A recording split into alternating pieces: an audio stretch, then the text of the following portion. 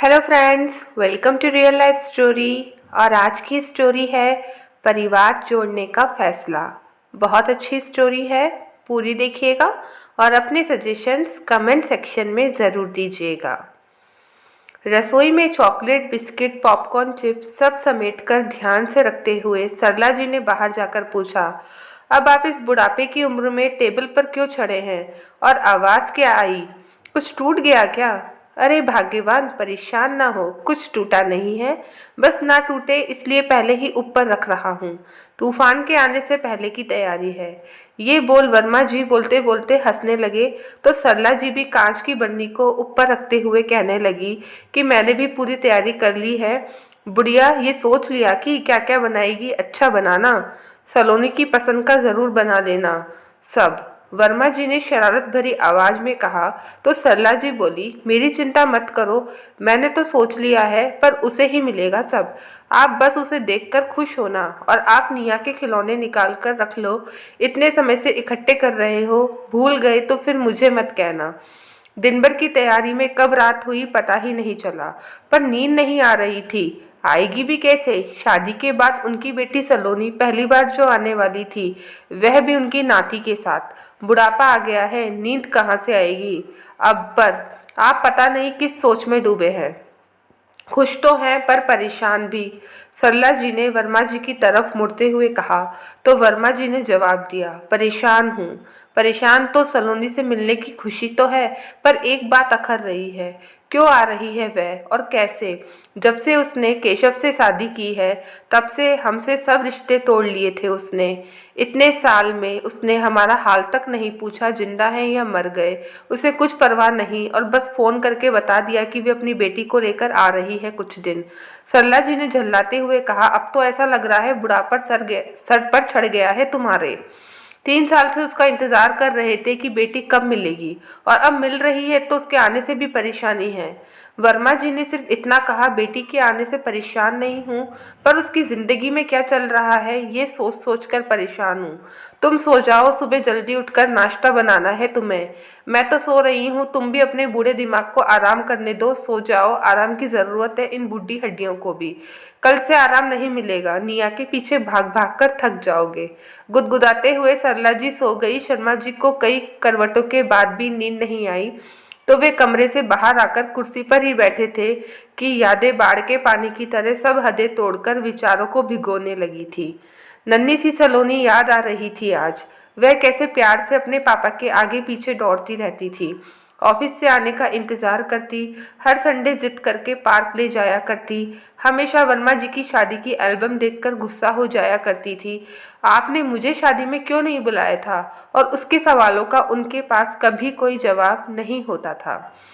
अक्सर सलोनी पूछा करती थी कि जब आप दोनों शादी कर रहे थे तो मुझे कहाँ छोड़ दिया था? दादी, नानी, चाची जब तो शादी में आए हैं तो मुझे अकेला घर छोड़ गए थे ना। अपनी मम्मी से बचने के लिए कैसे वे अपने पापा के पीछे छुप जाया करती थी।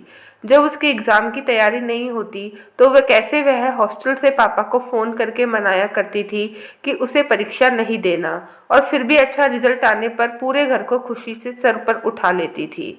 इस बार जन्मदिन कैसे मनाना है ये बताना वे 6 महीने पहले से ही शुरू कर देती थी।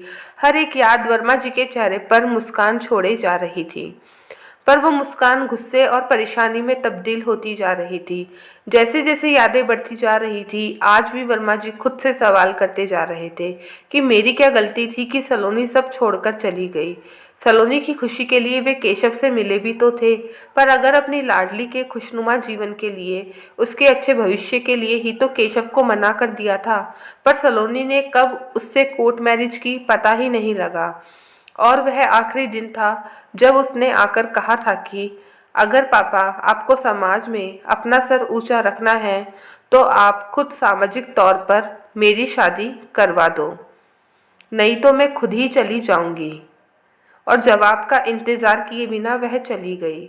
उस दिन के बाद उसकी खैर खबर बस सोशल नेटवर्किंग से ही मिला करती थी, और वहीं से पता लगा था कि मेरी गुड़िया अब एक छोटी सी गुड़िया निया की माँ बन गई है। आखिर ऐसा क्या हुआ होगा जो उसने फ़ोन किया? आप सोए नहीं रात भर? किस बात की परेशानी है? सरला जी ने पीछे से आते हुए कहा। तो वर्मा जी ने चिंता के भाव छुपाते हुए कहा, बुढ़िया, मेरी बेटी आने वाली है। उसकी तैयारी के लिए मैं समय से उठ गया था, पर तुम्हें तो कोई चिंता नहीं है, सो ही रही थी। अब बातों में समय खराब मत करो, खाना बना लो। सरला जी ने रसोई में जाकर छोले उबालने के लिए पानी भरने रखा और कहने लगी, 10 बजे आना है सलोनी ने, सब तैयार हो जाएगा, सफाई वाली भी आ जाएगी। उसके आने के बाद एक पल भी व्यर्थ नहीं करूँगी।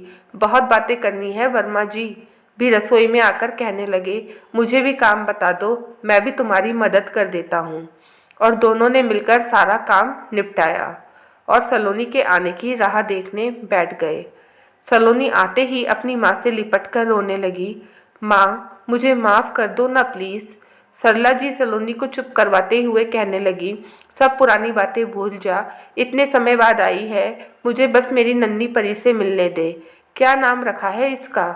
मम्मी, निया नाम है। बोलते बोलते वे अपने पापा के गले लगकर माफ़ी मांग रही थी। वर्मा जी ने प्यार भरा हाथ सलोनी के सर पर रखा और निया को गोद में उठाकर कहने लगे, सरला जी खाना बनाओ, भूख लगी होगी हमारी बेटी को और निया बेटी को भी। पर वर्मा जी की नज़रें तो दरवाजे पर ही टिकी थी और बैठने से पहले ही उसने सवाल पूछ लिया कि केशव नहीं आए, पर सलोनी ने बात टाल दी। वर्मा जी का शक यकीन में बदल गया कि सलोनी की जिंदगी में कोई तो परेशानी है। दिन बीते जा रहे थे। सलोनी ना तो केशव की बात कर रही थी और ना ही केशव के बारे में। उसका नाम आते ही बात को किसी भी बहाने से टाल देती थी। सलोनी ने उसी शहर में नौकरी ढूंढना शुरू कर दिया।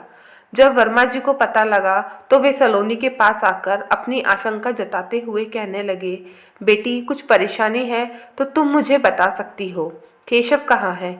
तुम दोनों अलग हो गए हो क्या? या वह तुम्हें मारता तो नहीं है? कहीं किसी और बात से परेशान तो नहीं करता? या कहीं उसने किसी और से शादी तो नहीं कर ली? या वे निया के होने से खुश नहीं है? कुछ तो बताओ। तुम उसके बारे में सब बातें टाल देती हो और यहाँ नौकरी भी ढूंढ रही हो। एक साथ में इतने सवाल और अपनी सारी शंकाएं सलोनी के सामने उसके पापा ने बोल दी। सलोनी का चेहरा निरुत्तर सा था, जैसे उसने कभी ऐसे सवालों की अपेक्षा अपने पापा से नहीं की थी। पर वह भी बात टालकर सिर्फ इतना बोलकर चली गई कि ठीक समय पर मैं खुद आपको सब कुछ बता दूंगी। वैसे पापा, आप जो सोच रहे हैं वैसा कुछ भी नहीं है। 3 दिन बाद सलोनी केशव के साथ अपने मम्मी पापा के सामने खड़ी थी। पापा, आपने जो सब सोचा था वह गलत था। केशव मुझे मारते नहीं हैं और निया को उस समय दुनिया में आने देने का फैसला भी केशव का ही था।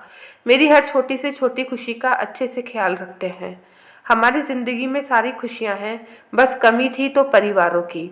तो हमने निर्णय लिया कि आप दोनों परिवारों को मना लेंगे। अगर पहले ही केशव के साथ आ जाती तो शायद आप मुझे नहीं अपनाते, गुस्सा करते। इसलिए निया को लेकर अकेली ही आई थी आपसे माफ़ी मांगने। और केशव अपने मम्मी पापा के पास गए थे माफ़ी मांगने के लिए। अब मुझे माफ़ करके अपना लिया है तो केशव को भी अपना लीजिए। बहुत अच्छे हैं ये। वर्मा जी कहने लगे, बेटा, गलती तो तुमने बहुत बड़ी की थी। अगर भागने की जगह मनाने की कोशिश की होती तो दोनों परिवार मान जाते तो किसी को इतना दुख नहीं होता। थोड़ा समय तो दिया होता तुम लोगों को समझने का। सलोनी हाथ जोड़कर खड़ी हो गई और बोलती गई कि गलती बड़ी थी, मानती हूँ और माफ़ी मांग रही हूँ।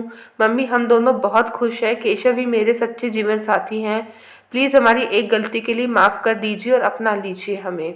यहाँ आने से पहले केशव के घर गए थे, उन्होंने भी हमें माफ़ कर दिया है। अब आप भी अगर माफ़। सरला जी के चेहरे पर यह सब सुनकर सुकून था, पर वर्मा जी ने फिर सवाल पूछा, तुम खुश रहो ये जानकर अच्छा लगा, और फिर तुम यह नौकरी क्यों ढूंढ रही हो? तब केशव ने जवाब दिया कि अब हम दोनों परिवार के पास रहना चाहते हैं तो हम यहीं नौकरी करेंगे और इसी शहर में रहेंगे, ताकि निया को दादा दादी और नाना नानी सबका प्यार मिल सके। वर्मा जी को भी सुकून मिला था और दोनों बच्चों को उनकी गलती के लिए माफ़ कर उन्होंने गले लगा लिया।